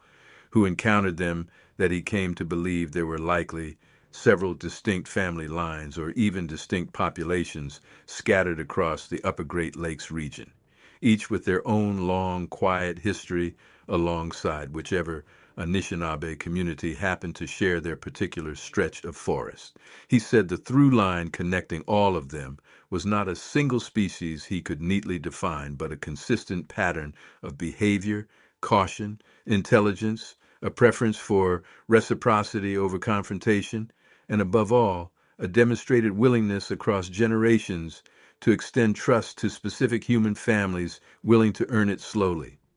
He told me he had read later in his life a handful of accounts from other parts of the country that had found their way into print or onto the internet, stories out of the Cascades, out of Montana, out of Tennessee and Arkansas that described relationships strikingly similar in shape to his own. Families or individuals who had built decades long, careful reciprocal contact with beings the wider world dismissed as myth. He said he read those accounts with a complicated mixture of relief and grief, relief that he was not alone in the shape of his own experience, grief that so many of those relationships, based on what little detail made it into the accounts he found, had eventually been forced into public exposure by circumstances the people involved could not fully control. A death, a diagnosis, a promise finally called in. He said he intended until his very last conscious days to be the exception, the one who managed to protect the relationship completely without a single leak, without a single outside witness beyond Irene and eventually me for the entire span of his adult life. He came close. He told me with something that sounded almost like pride, even through the exhaustion of those final days, that in 66 years, not one photograph existed, not one plaster cast sat in a drawer anywhere, not one recording beyond the private, unlabeled cassette tape he had once made in 1981 of a distant vocalization, a tape he had destroyed himself in the early 2000s, once cassette technology became obsolete enough that he worried about who might eventually find and digitize it after he was gone. I asked him whether he thought the wider pattern he had pieced together, the stories from Lac-Courte Oreilles in Minnesota and Ontario, from the Cascades in Montana and Tennessee, meant these beings were more numerous than most people assumed, or whether it simply meant the pattern of quiet, careful contact was itself a strategy this species had developed and passed down across its own generations, the same way the Bad River family had apparently passed down whatever internal knowledge let a 5-year-old approach exchange points with growing independence, or let an older female decide a dying man's grandson deserved to inherit trust that had taken decades to build.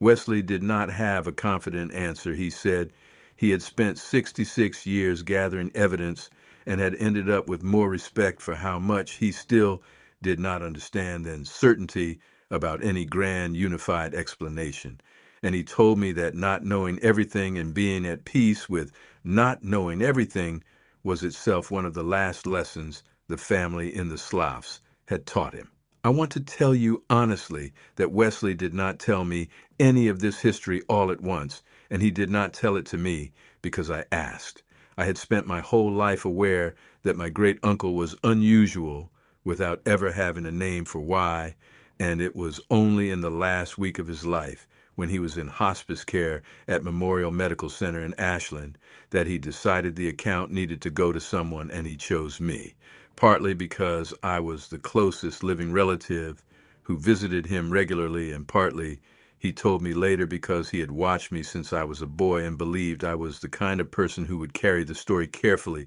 rather than turning it into something cheap. He started on a Tuesday afternoon in late March. I had brought him a thermos of the wild rice soup he liked, made the traditional way with duck stock, and he was propped up in the hospital bed with the window cracked despite the cold, because he said the recycled hospital air made him feel like he was drowning slowly and he wanted real air, even cold, real air in his lungs while he still had lungs to use. He asked me out of nowhere whether I remembered the stories his grandfather Ignatius used to tell about the Misabe. I told him I remembered a little, mostly fragments, mostly things I had assumed were meant the way ghost stories are meant, cautionary, symbolic, not literal. He said And this is close to word for word because I wrote it down that same night. They were never symbolic, Curtis. Grandpa Ignatius was not telling us a story about the woods. He was handing down an introduction to a family that has been living alongside our family for longer than either of us can trace. And I have spent 66 years being the person in our line who kept that introduction going. And I never told a single soul the whole truth of it, not even your grandmother. And I am not going to let it die in this bed with me. I did not fully believe him at first, or rather, I believed that he believed it, which is different, and I sat with him for the rest of that afternoon while he told me about the September evening in 1958 when he first saw the shape at the edge of the tamaracks. Over the following 2 days in pieces between periods of sleep and periods when the pain medication made conversation difficult, he told me the rest. The exchanges, the family group, the pale-shouldered male, the decades of quiet correspondence conducted almost entirely without language, the mining fight and what it had actually cost the family in disruption, all of it laid out with the same careful, exact recall he had always applied to his water quality logs. On the third day, which turned out to be his last full day of clear speech, before the decline accelerated, he asked me to go to his house in Odana and bring him a specific box from the back of his bedroom closet, a battered gray metal toolbox with a broken latch that he said had been held shut with a bungee cord since sometime in the 1990s. Inside, wrapped in a plastic grocery bag and then a second bag for good measure, was the notebook.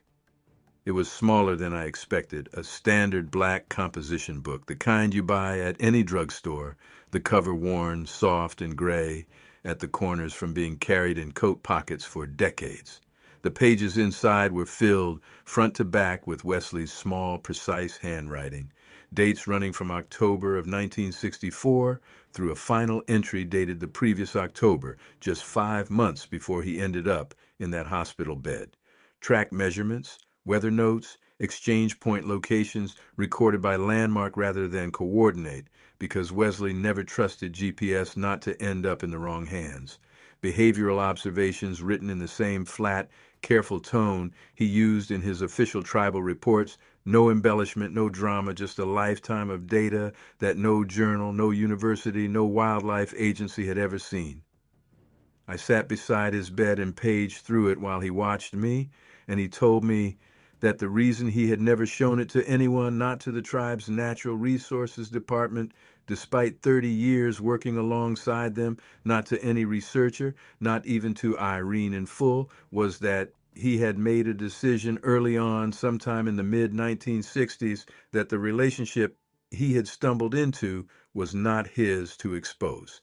He said the family had trusted him with their presence, cautiously, over years, the same way you earn trust with any wary neighbor, and that trust had never once included permission to bring in outsiders, and Wesley considered that boundary sacred in the truest sense of that word, not casual, not symbolic, an actual binding obligation he intended to honor until the day he could no longer honor anything. That is when he told me the part of the story that gives this account its title, the part he whispered to me on what turned out to be his last coherent evening, 3 days before he died. He had been drifting in and out of sleep for most of that afternoon, and I was sitting in the chair beside the bed reading, and around dusk he woke suddenly and asked me to lean in close because his voice had gotten too weak to project across the room. I moved my chair right up against the bed rail, and he took my hand, and he told me something he said he had never said to another living person, something he said his grandfather Ignatius had told him only once on his own deathbed in 1961, and had made Wesley promise to pass along only when Wesley himself understood it fully enough to know it was true, rather than simply believed. I should tell you what that hospital room actually looked like, because I think the ordinary details matter against the size of what he was telling me. Room 211 at Memorial Medical Center in Ashland was small, the way most hospice rooms are small, with a single window that looked out over a parking lot, and past that, a thin stand of birch that separated the hospital grounds from a residential street. There was a television mounted high in the corner that Wesley never once turned on during those final days, a laminated whiteboard by the door where a nurse updated his pain level and medication schedule in dry erase marker, and a vinyl recliner that I slept in for 2 of those last 4 nights because I did not want him waking up alone if the end came sooner than the doctors were predicting. The nurses who cared for him in that unit knew him only as a quiet, polite old man who thanked every one of them by name and who occasionally asked in his more lucid stretches whether anyone had checked on the weather, a habit my mother told me he had carried his whole life, professional instinct outlasting even the failure of his own body. None of them had any idea what he was telling me in the hours between their rounds. I remember one nurse, a young woman named Katie, who could not have been more than 25, coming in to check his vitals in the middle of the part of the story about the 1978 sighting of the family group in the rice, and Wesley simply stopped talking, smiled at her, answered her questions about his pain level with the same calm precision he brought to everything, and waited until she left before picking the thread back up exactly where he had dropped it without missing a single detail. He was lucid more often than the hospice staff expected, given the stage of the cancer, and he told me once, almost apologetically, that he thought some stubborn part of his body understood it still had a job to finish and was holding on accordingly. The pain, when it came in waves that the medication mostly managed, though there were stretches, usually in the early morning hours when I would wake in that recliner to find him gripping the bed rail with both hands, jaw tight, waiting it out in silence rather than calling for the nurse, the same way I realized later he must have waited out 50 years of silence about everything else in his life. My mother came in and out during those days, staying for an hour or 2 at a time before the emotional weight became too much for her to sit with directly, and Wesley was careful never to tell the deeper parts of the story while she was in the room, which I understood once he explained it to me was a decision rather than an oversight. He said the notebook and the locations and the full history were going to me specifically, not because he loved my mother any less, but because she had made a different kind of life than the one the secret required. A life with more people in it, more ordinary noise, and he did not think it was fair to hand her something that heavy on top of losing him. I asked him during a quieter stretch on that second day whether it felt strange finally saying all of this out loud after 66 years of silence. He thought about the question for a long moment, long enough that I wondered if he had drifted off, and then he said that it felt less like finally speaking and more like finally setting something down that he had been carrying in both arms for so long he had forgotten what it felt like to have his hands free. He said the strange part was not the telling.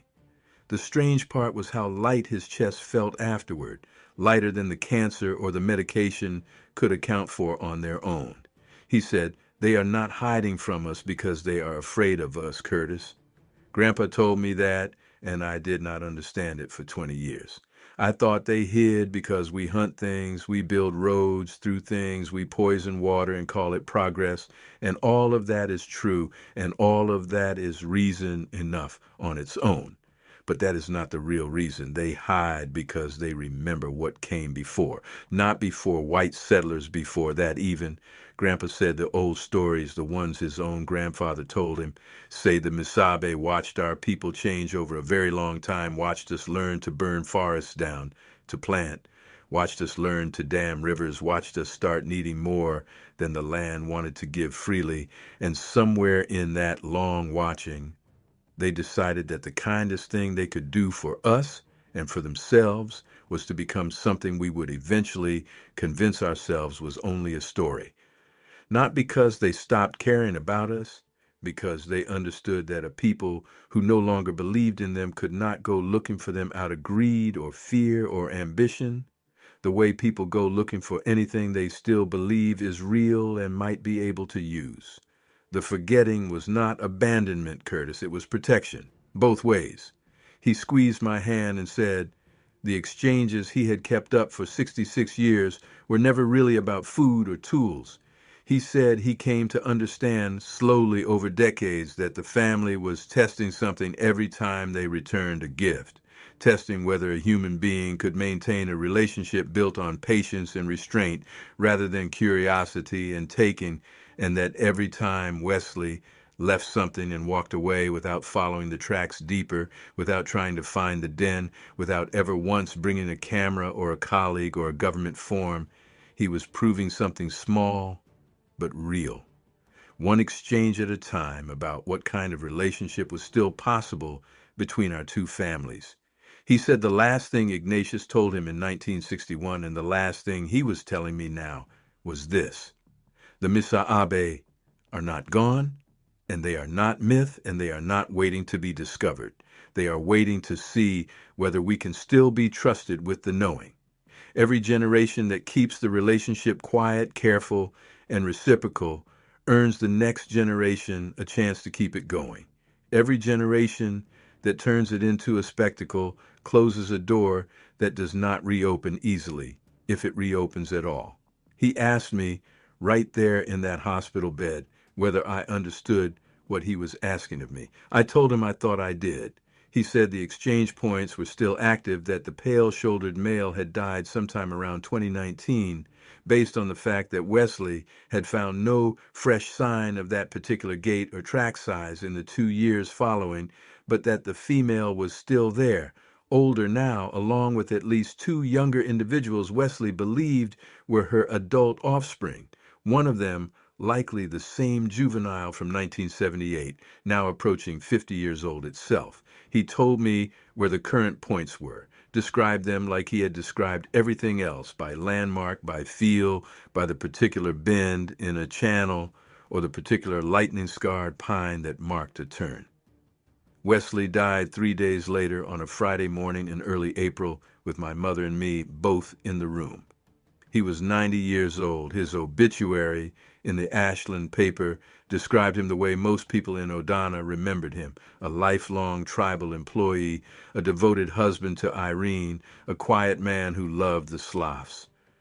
Nothing in it mentioned the notebook, and nothing in it will, at least not from me, not in that form. I want to be honest about what happened after his funeral, because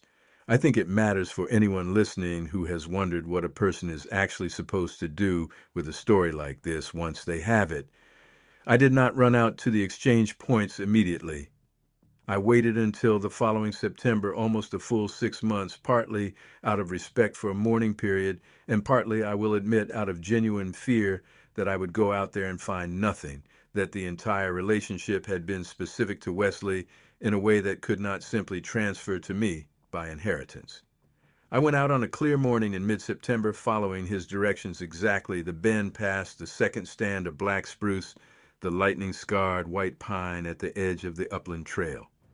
I brought whitefish like Wesley always had for that spot, wrapped like he described, and I set it down at the flat rock he had described, and I sat down cross-legged in the dirt about 15 feet away, the same gesture he had used with the pale-shouldered male back in 1967, because it was the only piece of shared language I had to work with. Nothing happened that day. I sat there for close to 2 hours, feeling foolish, feeling like a 66-year-old man playing dress-up in a story his dying uncle had told him. And eventually I got up, left the fish where it was, and walked back out to my truck. I went back 4 days later. The fish was gone. In its place, on the same flat rock, was a small cluster of late blackberries, still firm, arranged in an intentional pile rather than scattered the way fallen fruit scatters.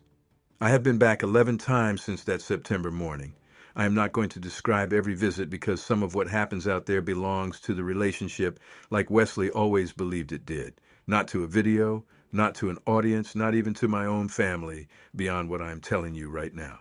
But I will tell you that in June of this year, I saw one of them clearly for the first time at a distance, in the late afternoon light, standing at the edge of the same tamaracks where Wesley had his very first sighting 66 years earlier, and I sat down in the dirt the way I had learned to, and it watched me for close to a minute before it turned and walked back into the trees the same unhurried way Wesley always described. And I understood, sitting there in that mud with my heart pounding harder than I want to admit, that I was not looking at something new.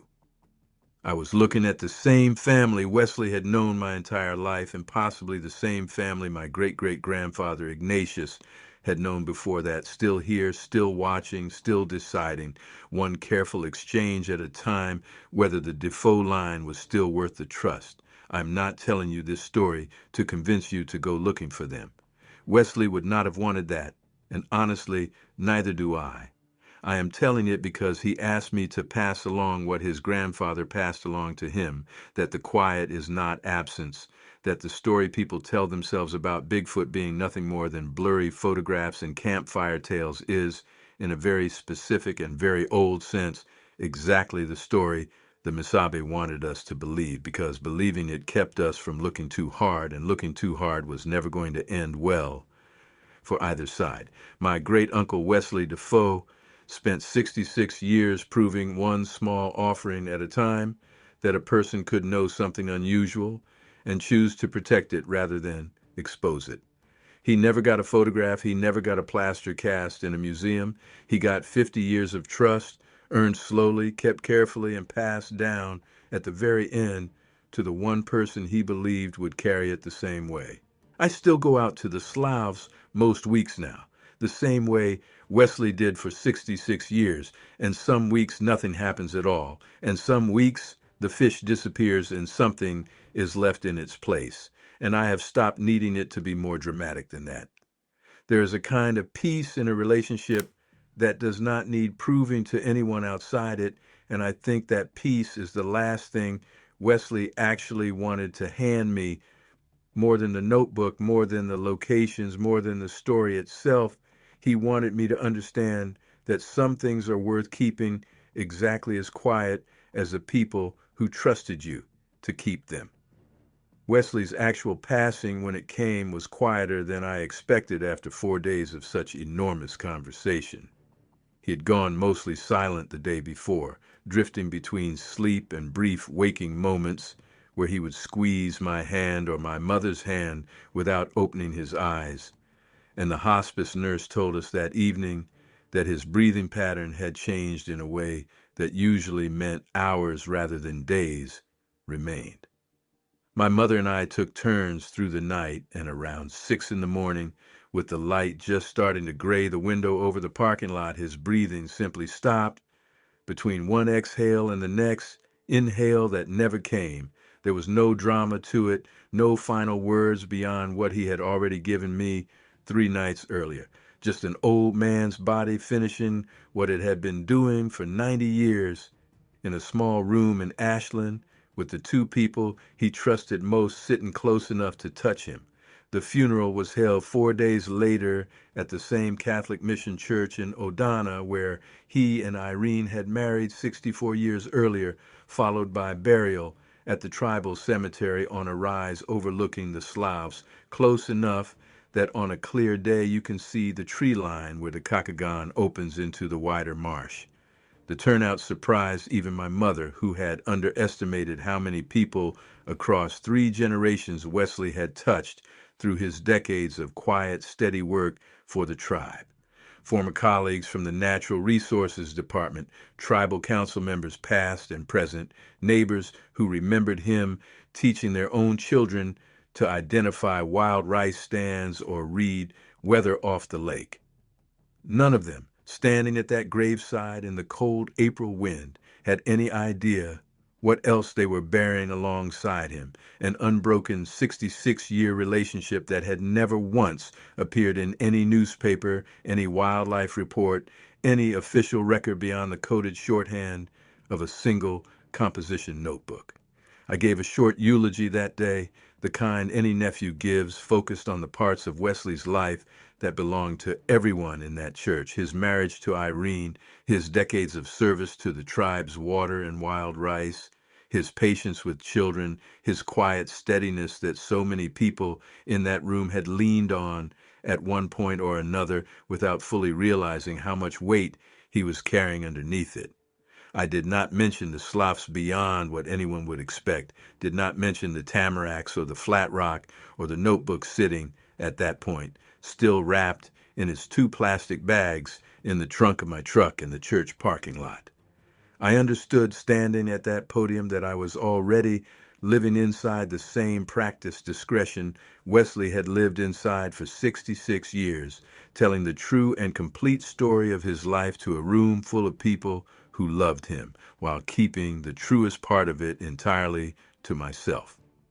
After the burial, as the crowd thinned out and people drifted toward their cars, an older man I did not immediately recognize approached me at the edge of the cemetery. He introduced himself as a cousin of Wesley's from Ignatius's side of the family, someone who had moved away from Odana decades earlier and had only heard about the funeral through a mutual relative. He was well into his 80s himself, and he told me, almost as an afterthought while shaking my hand goodbye, that his own father, one of Ignatius's younger sons, had told him once long ago that Wesley was always the grandson Ignatius trusted most with the old stories, more than his own father, more than any of the other grandchildren scattered across the reservation and beyond. He said it fondly, the way you share a small, warm family memory at a funeral, with no idea of the weight the comment actually carried. I thanked him and said nothing more, and I have thought about that brief exchange often since, a stranger at a graveside confirming, without knowing it, exactly what Wesley had spent his final days telling me directly. There is one more piece of the deathbed conversation I have not told you yet, because I have been saving it for the end, the way Wesley saved it for the end of his own life.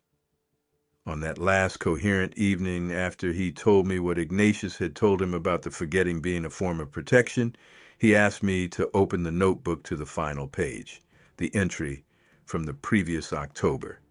It was shorter than most of his entries, just a few lines, and he asked me to read it out loud to him because his eyes had gotten too tired by that point to focus on his own handwriting. The entry described a visit in early October, cold first frost of the season, where Wesley had gone out to the flat rock near the lightning-scarred pine expecting the usual quiet exchange. Instead, he had found the female sitting at the edge of the clearing in full daylight, not retreating when he approached, watching him the way she had watched him for close to 50 years by that point. He wrote that he had sat down across from her, the way he always did, and that she had stayed considerably longer than usual, long enough that Wesley began to wonder, in his own words, whether she understood something about his condition that he had not yet told anyone, not even his doctor, because the fatigue and the ache in his side that would turn out to be the first signs of the cancer had already started that fall, months before his official diagnosis. He wrote that before she finally withdrew into the timber, she had done something she had never done in 50 years of contact. She reached toward him, not close enough to touch, but closer than any prior encounter, palm open, empty, and held the gesture for several seconds before lowering her arm and turning back into the trees. Wesley told me, lying in that hospital bed, that he had thought about that gesture almost every day since, and that he had come to believe, without any way to prove it, and without needing to prove it, that she had known.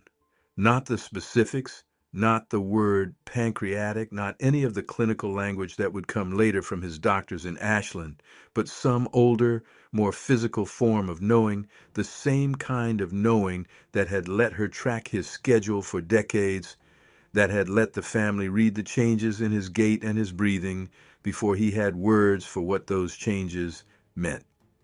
He said he had wondered, in the months between that October visit and the diagnosis in February, whether the female's stillness that day had been the family's version of what humans do when they sit beside a bed and hold a hand, the same acknowledgement offered in the only vocabulary two species with no shared language have ever had access to. Presence, attention, the choice to remain when leaving would have been easier. He said if that reading was right, and he could not prove it was, then the exchange he had spent 66 years maintaining was not, at the end, a trade between food and food, or between tools and workstone, but a trade between one kind of attention and another, and that everything he had ever put down on that flat rock had really been the same thing dressed up in different physical forms, an offer to keep noticing each other for as long as either of them was still capable of the noticing. He said the empty, open palm was not a request for anything. It was an acknowledgement,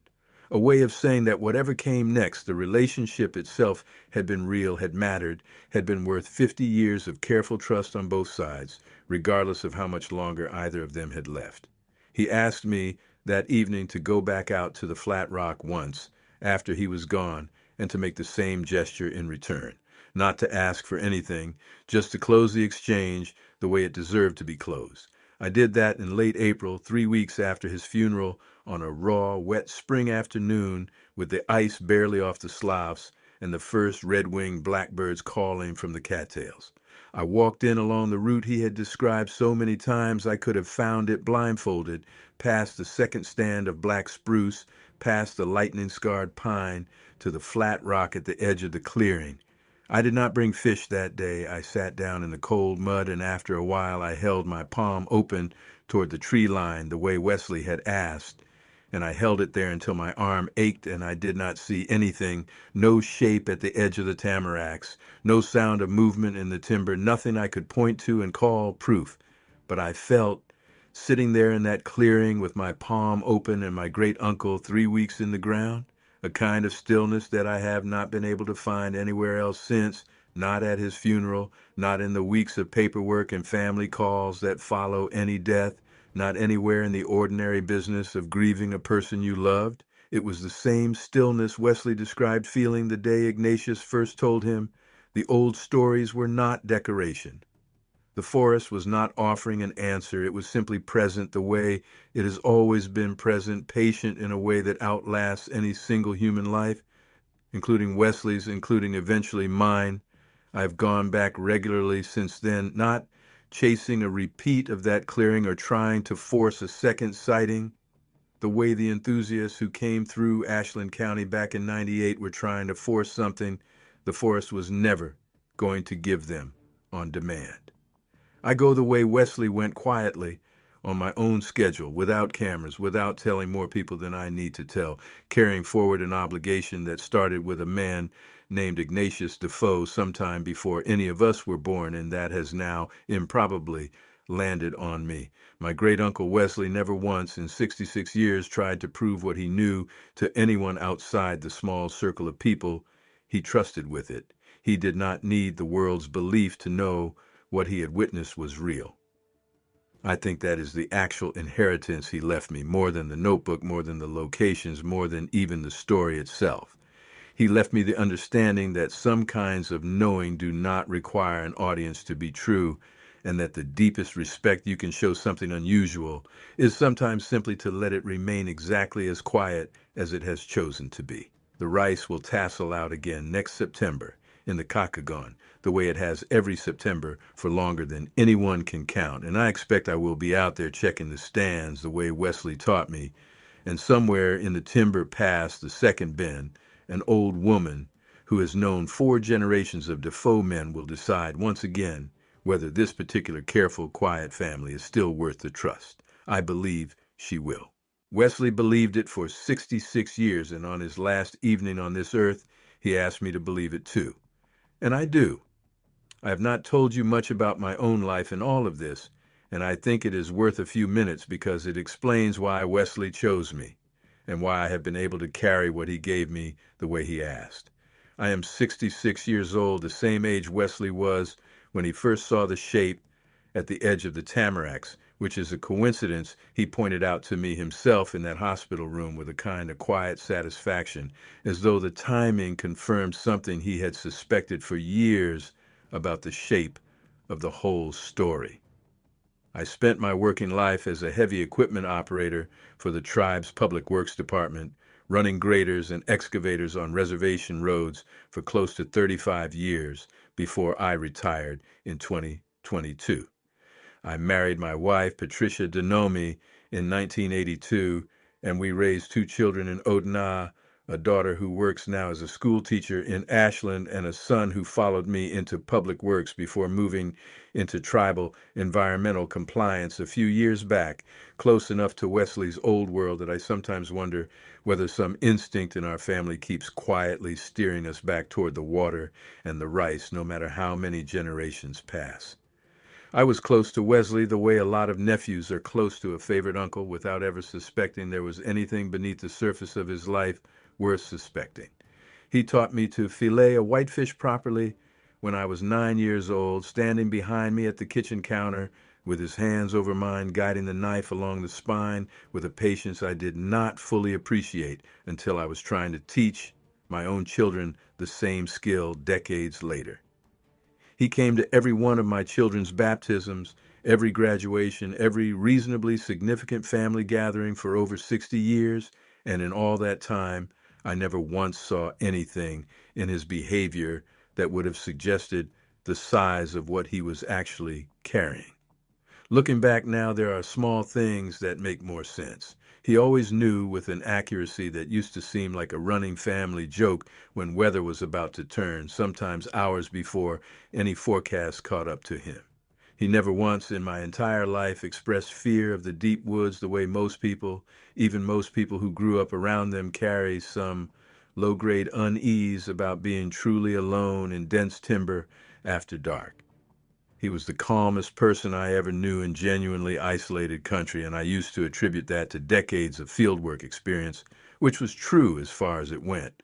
but which I now understand was really about the fact that Wesley was never actually alone out there in the way the rest of us would have been. Patricia met Wesley long before she met me, since our families overlapped at community events for years before Patricia and I ever started courting, and she told me after his funeral that she had always found something reassuring about him that she could never quite name, a steadiness that felt earned rather than performed. When I finally told her the whole story, weeks after his death, once I had the notebook and had made my first trip back out to the flat rock, she sat with it the way Irene had sat with it decades earlier, without disbelief, and she told me she was not surprised, only sorry that Wesley had carried it so completely alone for as long as he had before choosing me. My own children know a version of the story now, though not the full detail Wesley trusted me with. I have told my son enough that he understands there is a reason certain stretches of the uplands near the reservation deserve extra caution and extra respect during any environmental compliance work he does for the tribe. And I have told my daughter enough that she understands why I go out to the sloughs on my own schedule now without needing her to come along or fully understand why. Neither of them knows the exact locations. That, for now, stays with me the way it stayed with Wesley until I decide, the way he decided in that hospital bed, that the time has come to pass it further down the line. I think about that decision often sitting out at the flat rock on quiet mornings, whether there will be a next person, a niece or a nephew or one of my own children eventually, who will earn the same trust Wesley earned, who will be trusted in turn by whatever remains of that family generations from now. I do not know the answer yet. Wesley did not know it either when he was my age, 66 years old, decades still ahead of him, the notebook not yet even started. He simply kept showing up, kept leaving fish, kept sitting down cross-legged in the mud and the snow and the sun for 66 years, and the answer revealed itself slowly, the way these things apparently always do, one careful season at a time. The wild rice is tasseling out again in the Kakagon this month, the same as it was tasseling out in September of 1958 when a 24-year-old man named Wesley Defoe first heard something keeping pace with his boat through the marsh. 66 years is a long time to keep a secret. It is not a long time at all, measured against however long that family has been watching this shoreline. I think about that difference every time I sit down in the mud near that flat rock and wait, and I think Wesley would tell me that the waiting itself, patient and unhurried, was always